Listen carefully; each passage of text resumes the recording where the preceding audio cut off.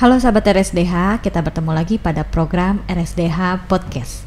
Hari ini kita kedatangan dokter ya yang baru saja bergabung di Rumah Sakit Dr. Hafiz Cianjur. Beliau bernama Dr. Martina SPPD, dokter spesialis penyakit dalam. Hari ini sudah ada di depan kita. Baik, kita sapa dulu dokter ya. Hai dok, apa kabarnya dok? Hai Ibu Delima, selamat pagi. Kabarnya baik? Alhamdulillah dok. Alhamdulillah. Terima kasih ya dok sudah datang menghadiri podcast RSDH ini. Sahabat RSDH, Dr. Martina ini adalah dokter spesialis penyakit dalam. Beliau baru bergabung di Rumah Sakit Dr. Hafiz Cianjur, membuka pelayanan poli penyakit dalam di hari Senin sampai dengan Sabtu. Jadi Dr. Martina ini praktek pagi hari dari jam 9 sampai dengan jam 1 siang. Saat ini untuk sahabat RSDH yang memerlukan konsultasi untuk penyakit dalam, boleh datang ke poli klinik penyakit dalam bersama dengan Dr. Martina. Ya, sahabat RSDH, hari ini kita akan membahas tema mengenai GERD ya. Penyakit GERD itu seperti apa? Kita akan bahas dalam podcast ini, Dok. Jadi, GERD itu sebetulnya penyakit apa ya, Dok? Atau pengertiannya apa ya, Dok? GERD. Ya, mungkin kita mulai dulu dari panjangnya dulu ya. Jadi GERD itu kan sebenarnya sebuah singkatan. Jadi kalau panjangnya itu adalah gastroesophageal reflux disease. Jadi kalau misalkan kita lihat kepanjangannya gitu, jadi ini merupakan suatu kondisi atau suatu penyakit di mana asam lambung itu naik kembali ke kerongkongan. Nah, ini biasanya disebabkan karena melemahnya katup yang menutup pada kerongkongan bagian bawah. Oke. Gitu. Jadi GERD ini adalah singkatan ya dok sebetulnya, di mana ada asam lambung yang naik ya. Betul. Oke, jadi sebetulnya pasien-pasien yang datang ke dokter ini mengeluhkan penyakit GERD ini, bagaimana sih dok mekanismenya gitu? Iya. Jadi kan tadi sudah disebutkan bahwa GERD itu sebenarnya terjadi karena asam lambungnya naik nih, karena katup di kerongkongan bagian bawahnya itu melemah. Nah, kita bisa lihat, jadi saya punya di sini, kita ilustrasi jadi supaya lebih gampang untuk kita semua mengerti. Jadi ini adalah suatu kondisi yang normal. Jadi kalau misalkan pada orang yang normal ini adalah lambung, terus kemudian kita punya katupnya di sini. Ya. Pada kondisi normal katup ini harusnya tertutup, tertutup dengan kencang dan hanya membuka pada saat kita makan dan minum. Jadi ini maksudnya supaya kalau makanan dan minum masuk, ini terbuka supaya makanannya bisa masuk. Nah, setelah masuk semua, nanti katupnya akan menutup lagi. Ini. Nah, ketika terjadi GERD, ini adalah masalahnya di katupnya. Jadi di mana katupnya melemah, sehingga asam lambung yang seharusnya itu tetap di dalam lambung, ini malah jadi naik ke kerongkongan. Nah, ini. Jadi ini kerongkongan bagian bawah. Ya, katupnya karena nggak kuat, dia asam lambungnya naik lagi ke atas gitu. Oke, kondisi seperti ini biasanya terjadi pada pasien yang seperti apa ya dok? Nah, ada beberapa kondisi yang memang bisa menyebabkan katup itu menjadi melemah. Yang pertama mungkin yang paling gampang yaitu karena perubahan gaya hidup. Jadi kita kan sekarang hidup di orang-orang yang banyak mungkin mengkonsumsi kopi, kemudian alkohol, itu bisa menyebabkan melemahnya katup tersebut. Kemudian orang-orang yang merokok juga beresiko mengalami pelemahan katup itu sendiri. Kemudian orang-orang yang juga memiliki kebiasaan makanan yang iritatif seperti pedas, makanan yang asam ataupun makanan yang berlemak.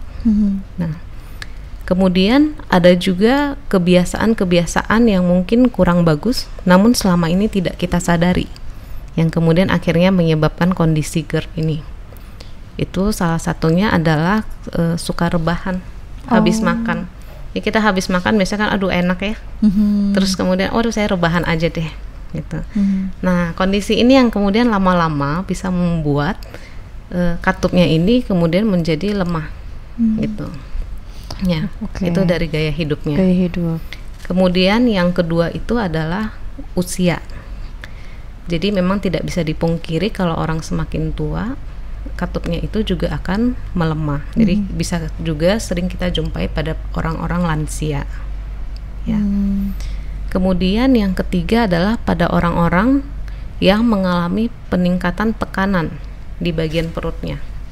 Jadi itu bisa mendorong asam lambungnya juga naik. Ya. Nah, ini biasanya pada ibu-ibu yang hamil ataupun pada orang-orang yang suka memakai pakaian yang ketat. Jadi ada tekanan di bagian perutnya sehingga asam lambungnya jadi naik. Gitu. Oke, berarti ada beberapa kondisi ya yang Betul. menyebabkan penyakit GERD ini muncul. Nah, biasanya orang yang dengan keluhan GERD ini bisa sampai bagaimana sih, Dok? Misalnya tidak sampai tertolong atau bagaimana? Oh ya, jadi kita ngomongin bahayanya ya kalau misalkan terjadi terus menerus ya. Jadi kalau misalkan layaknya suatu hal, kalau misalkan diberikan paparan terus menerus, itu yang tidak baik tentunya akan mengalami kerusakan ya. Sama halnya dengan di sini, paparan terus menerus dari asam lambung itu akan menyebabkan kerusakan pada sel dari kerongkongan yang bagian bawah itu. Lama-lama dia akan meradang, dan kemudian pada kondisi yang lebih buruk akan menciptakan satu kondisi yang namanya Barrett's esophagus. Apa itu, Dok? Nah, itu adalah suatu kelainan pada sel kerongkongan yang nantinya akan berpotensi menjadi kanker. Ya, suatu keganasan itu. Bahayanya sampai begitunya. Betul, ya, Dok ya. Iya. Nah, beberapa kasus yang pernah dokter temui, ada yang separah bagaimana nih, Dok? Biasanya itu kita cukup bisa mendiagnosis ya GERD itu dari kuesioner. Jadi kalau pasiennya datang, ada beberapa pertanyaan dari kuesioner itu. Dari situ kalau misalkan sudah cukup memenuhi poinnya, kita sudah punya bisa mendiagnosis ini GERD gitu. Namun pada beberapa kondisi yang mungkin kita anggap memerlukan investigasi lebih lanjut, misalnya adalah orang-orang dengan tanda bahaya seperti penurunan berat badan, ataupun dia menjadi ada muntah hitam. Muntah hitam itu berarti sebenarnya muntah darah ya. Cuman karena dia terkena asam lambung jadinya hitam gitu. Ataupun BAB-nya jadi hitam seperti aspal gitu. Ataupun pasiennya jadi nggak bisa makan gitu. Ini tanda-tanda bahaya, itu nanti kita akan investigasi lebih lanjut dengan pemeriksaan yang namanya endoskopi. Jadi ada alat kita masukkan ke dalam semacam teropong ya, ada lensanya untuk melihat kondisi di dalam situ. Itu kondisi yang sangat parah banget ya, Dok? Betul. Oke, jadi memang disertai juga dengan ini nggak, Dok? Apa ya, keluhan psikologis kayak dia semakin panik dan sebagainya, GERD ini? Kalau sampai nggak masuk makan gitu? Iya, kita susah ya sebenarnya untuk menyingkirkan ada ini cuman psikologis, itu nggak bisa seperti begitu. Penyebab yang organik yang pada badan itu tetap harus yang pertama kita periksa dulu, baru kemudian kalau misalkan nggak ada apa-apa, baru kita bisa mikir mungkin ada faktor stres yang ikut berperan di situ. Nah, iya. Seperti begitu. Oke. Jadi memang bahayanya GERD itu sampai sejauh itu ya, kalau tingkat keparahan tadi ya sampai BAB-nya juga hitam, kemudian muntahnya juga seperti itu ya. Itu juga kondisi yang memperparah, di mana pasien tersebut memang harus segera ditangani ya, Dok. Betul. Ya. Oke. Nah, beberapa orang mungkin pasien ya, ada yang mengeluhkan itu hanya MAH aja, atau ternyata tanpa diketahui dan setelah konsultasi itu ternyata GERD. Nah, untuk sahabat RSDH di sini ya, tahu bedanya gimana nih, Dok, antara MAH ini dengan GERD, atau MAH yang kronis ya dengan GERD ini? Oke, iya, jadi paling mungkin tadi kita balik lagi ya ke definisi awal ya, bahwa kalau GERD itu kan sebenarnya adalah iritasi pada kerongkongan bagian bawahnya. Nah, bedanya sama MAH, MAH itu adalah iritasi pada dinding lambungnya. Jadi kalau kita lihat lagi, kalau misalkan GERD itu kan kejadiannya di sini. di kerongkongan bagian bawahnya. Kalau MAH itu kejadiannya pada dinding lambungnya gitu. Nah itu penyebabnya biasanya bisa karena obat-obatan yang iritasi terhadap dinding lambung, ataupun karena dari makanan juga bisa gitu. Kemudian dari gejalanya juga agak berbeda. Kalau misalkan GERD itu kan dia karena naik sampai ke kerongkongan bagian bawah, itu khasnya adalah nyeri ulu hati disertai dengan rasa terbakar di bagian dada gitu. Jadi pasiennya nanti merasa kok saya kayaknya terbakar ya di bagian dada. Itu keluhan yang khas untuk GERD-nya. Biasanya kalau orang MAH dia nggak terlalu atau tidak mengeluhkan rasa yang terbakar di dada, itu kita sebutnya sebagai heartburn. Ya dok, kita masih membahas mengenai perbedaan GERD dan MAH ini ya. Tadi yang seperti yang sudah dokter sampaikan, di GERD itu ada kondisi di mana dada kayak terbakar gitu ya dok, berbeda dengan MAH gitu ya. Nah, penanganannya atau cara mengatasinya itu gimana dok? Ya, cara mengatasinya sebaiknya kita mulai dari yang paling gampang dulu, ya, perubahan gaya hidup, ya kan. Jadi kalau misalkan selama ini kita sukanya minum kopi, minum yang beralkohol gitu, ataupun merokok, itu sebaiknya dikurangi. Kalau bisa malah berhenti sama sekali, itu akan jauh lebih baik lagi. Kemudian kalau misalkan mengkonsumsi makanan yang berlemak, yang pedas, ataupun yang iritatif terhadap lambung, nah itu juga sebaiknya dikurangi. Kemudian setelah makan sebaiknya kita tidak langsung rebahan. Memang itu enak banget. Saya juga suka gitu betul, ya. Dok. Rebahan setelah makan. Iya betul dok. Tapi ternyata kan membuat gejala-gejala betul, lain ya. Tapi dok. ternyata nggak bagus buat kita Nggak bagus, gitu. Iya. Jadi kalau setelah makan itu bagusnya itu 2-3 jam kita duduk dulu. Jangan langsung rebahan. Jadi setelah 2-3 jam baru kita rebahan ataupun tidur. Dan kemudian untuk orang-orang yang sudah punya gejala GERD itu bisa tidur itu dinaikkan sedikit ya, kurang lebih 15 derajat gitu. Jadi ini fungsinya untuk mempertahankan fungsi dari katupnya itu, dan untuk menjaga supaya asam lambungnya tetap berada di dalam lambung gitu. Kalau untuk yang lansia memang tidak ada yang bisa kita lakukan untuk karena faktor usia ya. Biasanya kalau untuk pasien-pasien seperti begitu kita berikan obat ya, untuk mengurangi produksi asam lambungnya supaya tidak iritatif, ataupun bisa juga mempercepat pergerakan dari lambungnya. Jadi mempercepat pengosongan lambungnya, jadi dia makan dikosongkan cepat supaya tidak terlalu banyak asam lambung yang berproduksi ataupun tertampung di dalam lambung tersebut gitu. Oke. Jadi sebetulnya lifestyle-nya ya yang diubah, gaya hidupnya yang diubah, sehingga kondisi-kondisi di mana muncul gejala-gejala yang tadi yang GERD itu terminimalisir ya dok. Betul, dan itu kan juga yang paling ini ya, murah ya. Betul. Tidak perlu mengeluarkan uang untuk itu. Pencegahannya jadi nggak mesti harus dengan obat dan sebagainya. Kalau sudah menyadari begitu pentingnya ya. Betul. Jadi kita mengantisipasi di awal ya dok. Betul sekali. Oke. Nah sebetulnya ada nggak dok cara pencegahan seperti sebelum lifestyle-nya, tapi ada hal yang harus dilakukan rutin gitu dok? Ada nggak? Ya sebenarnya adalah mengurangi konsumsi yang iritatif terhadap lambung ya gitu. Kembali lagi ke makanan, kembali lagi ke lifestyle ya. Kopi, alkohol, makanan yang berlemak, makanan yang pedas itu memang sebaiknya dikurangi. Karena memang pada kondisi normal pun hal-hal itu, makanan-makanan itu memang juga tidak bagus untuk tubuh kita bila dikonsumsi dalam jumlah yang berlebihan ya. Iya betul. Jadi memang berlebihan itu biasanya nggak bagus ya. Iya. Nah kalau penyakit GERD ini bisa istilahnya bisa nyambung ke semua penyakit, misalnya jadi mengindikasikan penyakit apa lagi, ada penyebab apa lagi gitu, bisa nggak? Ya Gejalanya yang mungkin cukup mirip dengan GERD yang tidak boleh kita anggap remeh ya, itu biasanya adalah serangan jantung. Itu gejalanya mirip dengan GERD, jadi rasanya juga sakit di dada, dan sakitnya itu nggak bisa ditunjuk gitu.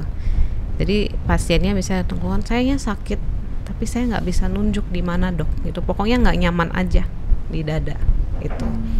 Ataupun bisa rasa terbakar, rasa panas di dada, jadi hampir mirip ya dengan GERD.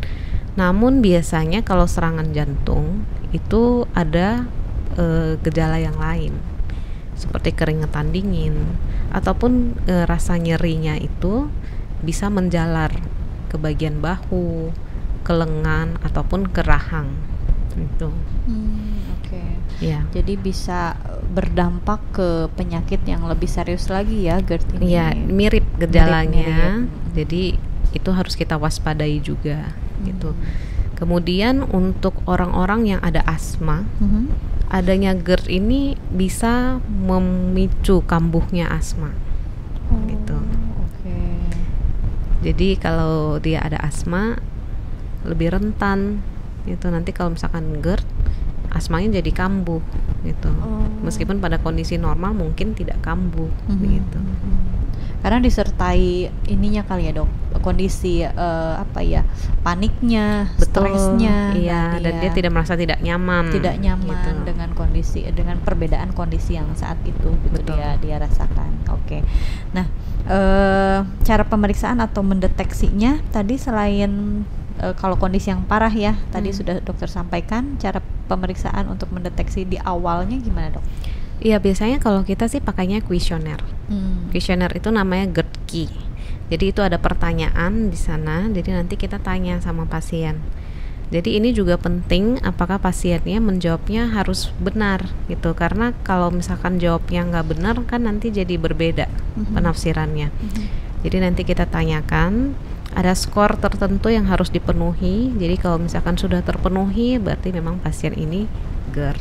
Seperti begitu. Itu biasanya pemeriksaan awal yang paling mudah yang kita lakukan di poliklinik. Untuk di poliklinik. Nah, penyakit GERD ini bisa sembuh dalam artian atau misalnya ada tingkatan keparahan ya, seperti misalnya sembuhnya dari dia betul-betul sembuh banget, atau mungkin berulang, atau bagaimana itu dok?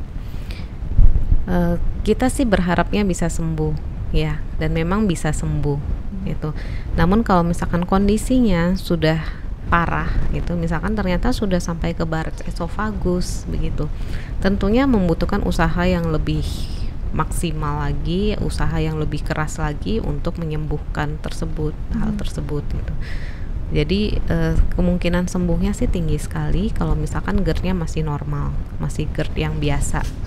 Jadi belum ada perubahan sel yang menyebabkan terjadinya kondisi yang lebih parah, seperti begitu. Jadi tingkat kesembuhannya juga tergantung dari niat pasiennya ya. Betul. Untuk merubah gaya hidupnya. Iya, kalau dikasih obat tapi gaya hidupnya tetap aja begitu, rokoknya lanjut, kopinya lanjut. Betul, ya kayaknya susah ya gitu. Akan berulang ya. Betul, penyakitnya akan sering datang ke polinya dokter ya. Iya gitu. Iya gitu. Jadi untuk sahabat RSDH ya sudah diinformasikan sama Dr. Martina ini, lifestyle yang sangat penting untuk mengubah penyakit GERD ini ya. Jadi mengubah lifestyle atau pola hidup untuk supaya lebih sehat, itu adalah faktor utama ya, bagaimana kita terhindar atau bebas dari penyakit GERD ini. Ya dok, sudah dibahas tadi mengenai bahaya, kemudian gejala, sampai dengan cara mengatasinya. Cara mengatasinya terutama mengubah pola hidup ya dok ya. Iya betul. Mengubah pola hidup menjadi lebih sehat, mengurangi dan meminimalisir penggunaan atau pengkonsumsian alkohol, rokok, dan juga kopi terutama. Dan kebiasaan-kebiasaan buruk ya dok ya. Supaya tidak menimbulkan gejala GERD tadi ya. Minimalnya tidak atau terminimalisir gejala asam lambung yang naik ya dok ya, Iya. sampai yang parahnya itu dada merasa terbakar. Iya. Ya, kita sahabat RSDH yang di sini punya kebiasaan rebahan setelah makan, tolong dikonsumsi, tolong dihindari kebiasaan tersebut. Ya dok ya, Iya, betul. ya. Sebelum nanti obat-obatan masuk ke tubuh, itu dulu ya dok ya, Betul, pencegahan utamanya. iya. Oke, untuk sahabat RSDH di sini yang ingin bertanya mengenai lebih jauh lagi kondisi GERD itu seperti apa, dengan kondisi setiap orang itu pasti beda-beda ya dok ya. Betul. Boleh datang ke polinya Dr. Martina di RSDH Cianjur. Saat ini beliau sudah membuka poli pelayanan di RSDH Poliklinik Senin sampai dengan Sabtu jam 9 sampai dengan jam 1 siang. Beliau ada di sana. Kemudian boleh mengkonsultasikan mengenai penyakitnya, tidak terlepas hanya GERD saja, tapi permasalahan kondisi penyakit dalam yang lainnya juga boleh datang ke kliniknya Dr. Martina di poli penyakit dalam.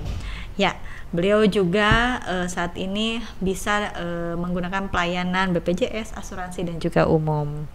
Baik, mungkin dok itu dari pembahasan hari ini. Terima kasih banyak dok, sangat bermanfaat sekali temanya. Saya juga terima kasih sudah diundang dan saya senang sekali ya bisa berbagi ilmu, berbagi pengetahuan dengan teman-teman di sini. Iya dok, terima kasih banyak dari kami. Mudah-mudahan kita nanti ada pembahasan lain lagi ya dok ya. Iya, boleh. Seputar penyakit dalam ini luas sebetulnya. Iya, dok, betul. ya, sangat luas sekali.